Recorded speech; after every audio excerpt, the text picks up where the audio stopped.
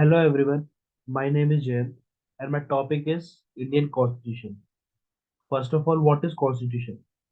A constitution is a body of rules and laws according to which a state is governed. यहाँ पे state का मतलब है country, मतलब एक कंट्री को किस तरीके से चलाया जा सकता है उसके लिए बने गए उसके रूल्स और लॉज, उस बॉडी को कॉन्स्टिट्यूशन बोलते हैं।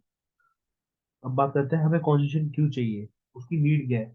First point, to create an orderly society means constitution create such a society in which everything is in order, the role of everyone is well defined. Second point, constitution determines the form of government. Means constitution determines whether the country is monarchy, dictatorship, or democracy. Indian constitution describes India as a democratic state. Third point, constitution limits the power of government. The government does not enjoy unlimited powers. Constitution put a check on the powers of government. Third point, fourth point, Constitution describes the right of citizens. Constitution lays down the various rights and duties of citizen of a country. ठीक है, ये needs थी constitution की। अब बात करते हैं constituent assembly की, मतलब कॉन्स्टिट्यूशन जिन लोगों ने बनाया था उस असेंबली का नाम था कॉन्स्टिट्यूंट असेंबली।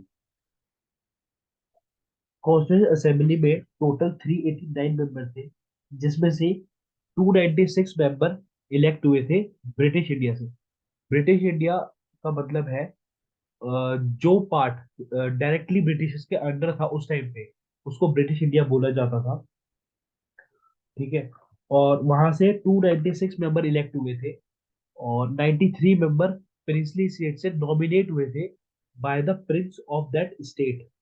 ठीक है, और अगर हम इसको पॉलिटिकल पार्टीज पे डिवाइड करें 296 मेंबर्स को जो कि ब्रिटिश इंडिया से इलेक्ट हुए थे, उनको डिवाइड करें तो उसमें से 208 208 मेंबर कांग्रेस के थे और 73 मेंबर मुस्लिम लीग के और 15 मेंबर थे इंडिपेंडेंट ग्रुप्स, स्मॉल स्मॉल जो ग्रुप से इंडिपेंडेंट, वहां से 15 लोग थे।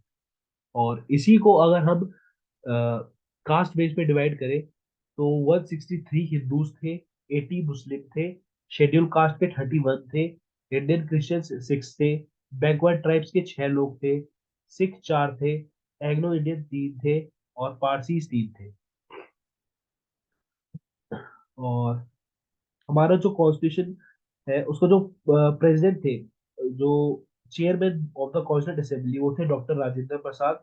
और 8 मेजर कमेटी थी कॉन्स्टिट्यूशन की, जिसमें से सबसे ज्यादा इंपॉर्टेंट थी ड्राफ्टिंग कमेटी और उसके चेयरमैन थे doctor B R Ambedkar.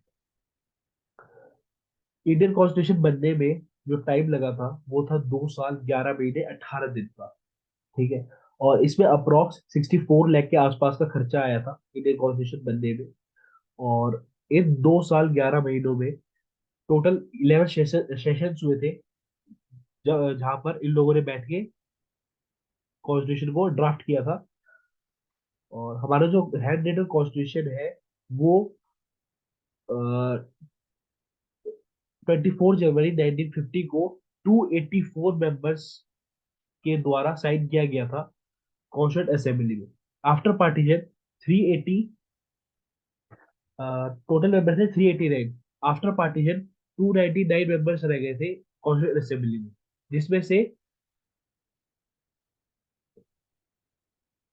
284 members ने कॉन्स्टिट्यूशन साइन किया था। और the original constitution of India was handwritten by Prem Bihari Narayan Rezada, and the calligraphy of the Hindi version of the original constitution was done by Vasant Krishnan Vedya। और constitution जो हमारा enact हुआ था, मतलब बन के तैयार हुआ था, वो था 26 नवंबर 1949 को। ठीक है, और इस दिन को हम कॉन्स्टिट्यूशन डे भी बोलते हैं क्योंकि इस दिन हमारा कॉन्स्टिट्यूशन बन के तैयार हो गया था। लेकिन हमने अडॉप्ट किया था 26 जनवरी 1950 को। ऐसा इसलिए हुआ था क्योंकि 26 जनवरी 1930 को हमने फर्स्ट अपना इंडिपेंडेंस डे सेलिब्रेट किया था, जिसको याद रखने के लिए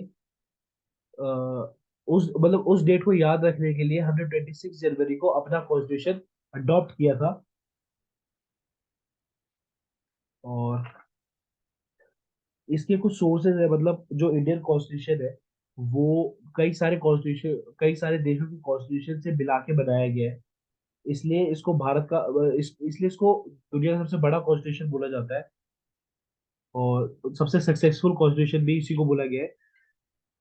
और इसके जो सोर्सेज है वो है जैसे कि ब्रिटिश कॉन्स्टिट्यूशन हमने वहां से अडॉप्ट किया है, parliamentary system, head of state, single citizenship, cabinet system, writs. और यूएस कॉन्स्टिट्यूशन से हमने लिया है fundamental rights, independence of judiciary, judicial review, idea of the preamble.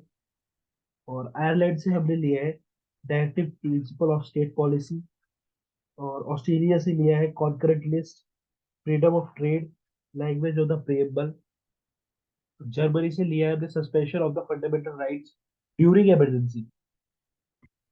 USSR, today is Russia, उस टाइम पे यूएसएसआर था, उस वहां से हमने लिया था फंडामेंटल ड्यूटीज। और फ्रांस से हमने लिया था रिपब्लिकेशन सिस्टम। साउथ अफ्रीका से हमने लिया था procedure of amendment in the constitution. Canada से लिया था federal system with a powerful centre. और और भी काफी सारे देश थे जिनसे हमने कुछ कुछ चीजें अडॉप्ट करी थी। ठीक है, ये एक कॉन्स्टिट्यूशन का एक ब्रीफ इंट्रोडक्शन था। Thank you.